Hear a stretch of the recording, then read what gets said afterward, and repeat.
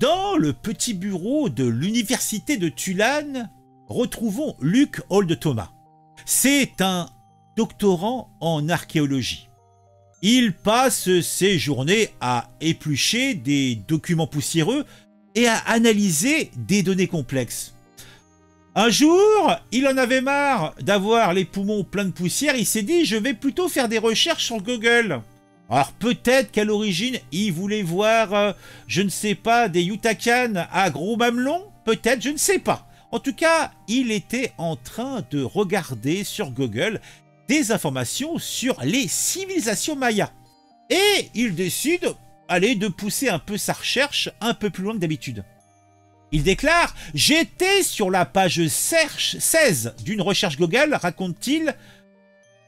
Je ne sais pas pourquoi, j'ai continué à cliquer, mais quelque chose m'a poussé à aller plus loin. » Alors peut-être qu'il avait vu un petit minois sympathique, peut-être qu'il espérait le revoir, enfin on n'en sait rien.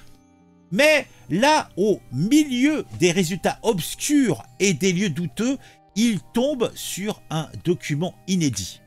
Un relevé laser réalisé par une organisation mexicaine de surveillance environnementale. Intrigué, il clique sur le lien et découvre une étude menée à l'aide d'une sonde aérienne capable de détecter des objets cachés sous le sol grâce au temps que le signal prenait pour revenir à l'envoyeur. Le document détaillait les résultats d'une étude menée par l'université de Cambridge, publiée dans la revue Antiquity. Les objets détectés formaient une ancienne ville qui pourrait avoir été l'une des plus grandes de l'époque. On y aurait compté entre 30 000 et 50 000 personnes à son pic, entre l'an 750 et 850, soit plus que la population actuelle de cette région mexicaine. Luc n'en croyait pas ses yeux. Il venait de découvrir une cité maya inconnue, en restant derrière son bureau. Elle a été baptisée Valeriana en référence à un lingot situé non loin de cette zone géographique. Les relevés souterrains faisaient état de deux centres majeurs séparés l'un de l'autre de 2 km environ. La nouvelle, bien sûr, s'est répandue comme une traînée de poudre dans la communauté. Les archéologues étaient en émoi. Les chercheurs étaient à la fois émerveillés et somme toute perplexes.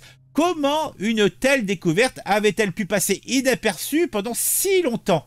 La découverte de Valeriana remettait en question certaines connaissances jugées sûres et montrait qu'il existait encore des lacunes plus que majeures dans la compréhension des archéologues des civilisations mayas. Luc, en restant derrière son bureau, est devenu une célébrité du jour au lendemain.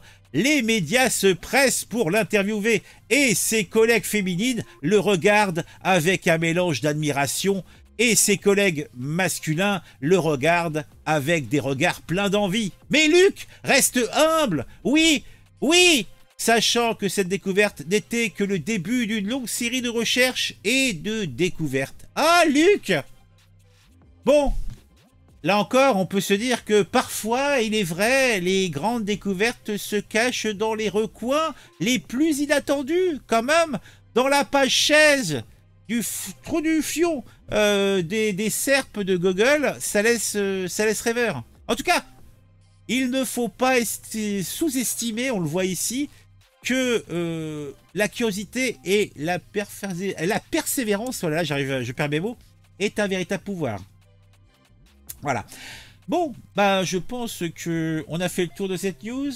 Je vous invite à regarder éventuellement donc dans la description, je vous mets le lien vers l'article original. Vous pourrez, si ça vous intéresse, aller plus loin dans cette histoire. Allez, je me sauve, à très vite.